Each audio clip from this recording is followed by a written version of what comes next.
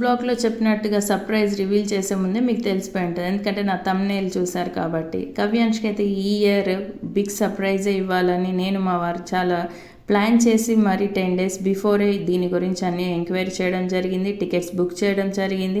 తనకి తెలియకుండా సీక్రెట్గా మెయింటైన్ చేస్తూ బర్త్డే రోజు midnight 12 o'clockకి తనకి విష్ చేసి చూపించడం జరిగింది.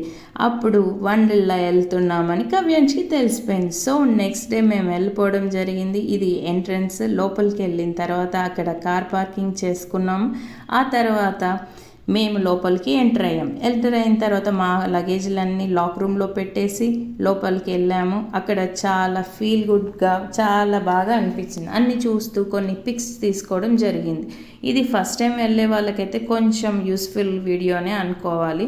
ఆల్రెడీ వెళ్ళిన వాళ్ళకైతే ఇది ఎక్స్పీరియన్స్ మామూలే అనిపిస్తుంది. సో ఇవన్నీ దీంట్లో అయితే 2 రైడ్స్ ఉంటాయి, డ్రై రైడ్స్ అని వెట్ రైడ్స్ అని. డ్రై రైడ్స్ అన్నీ నాకు తెలిసి అయితే ఫస్ట్ వెళ్ళి చూస్తేనే బెటర్, ఆ తర్వాత వెట్వన్నీ చేసుకుంటే చాలా బాగుంటుంది. మేము ఫస్ట్ వెళ్ళగానే రోలర్ కోస్టర్ వెళ్ళాము. చూడండి ఎలా తిప్పేస్తుందో మమ్మల్ని. నిజంగా నువ్వు నాకు నచ్చావు సినిమాలో బ్రహ్మానందం ఫీల్ అయినట్టుగానే మేము కొంచెం ఫీల్ అయ్యాం. కానీ అమ్మయ్య బయటపడ్డాం రా నాయన అనుకున్నాం. కానీ ఆ ఫీల్ చాలా హ్యాపీగా అనిపించింది మాకు. నెక్స్ట్ పైరేట్ షిప్కి వెళ్ళిపోయాం. ఆ తర్వాత అక్కడ కూడా ఇది షిప్ మామూలుగా లేదండి, చాలా స్పీడ్గా తిప్పేస్తుంది. చాలా ఫీల్గా అనిపించింది కావ్యాంష్కి. చాలా ఎంజాయ్ చేశాడు కావ్యాంష్. నెక్స్ట్ స్పేస్ జామ్కి వెళ్ళిపోయాం. స్పేస్ జామ్ కూడా చాలా బాగుంది. ఇది తిప్పడం కొంచెం స్లోగా స్టార్ట్ చేసి చాలా ఫాస్ట్గా తిప్పడం జరిగింది. ఇది కూడా పిల్లలకి నాకు చాలా బాగా అనిపించింది. ఒక స్పేస్లో నిజంగా తిప్పుతున్నారా అన్నట్టు ఫీల్ వచ్చింది మాకు. ఇంకా ఇలా చెప్తూనే వెళ్తూ ఉంటే చాలా రైడ్స్ ఉన్నాయి. ఇవన్నీ డ్రై రైడ్స్ కిందికి వస్తాయి. ఫస్ట్ మేమైతే లంచ్ వరకు ఈ డ్రై రైడ్స్ అన్నీ చేసుకోవడం జరిగింది.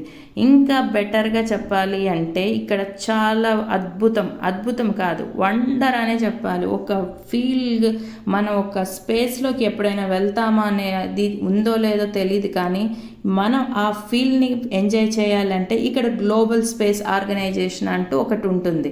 అది వెళ్ళారనుకోండి మీరు నిజంగా ఖచ్చితంగా హ్యాపీనెస్ని పొందే బయటికి వస్తారు.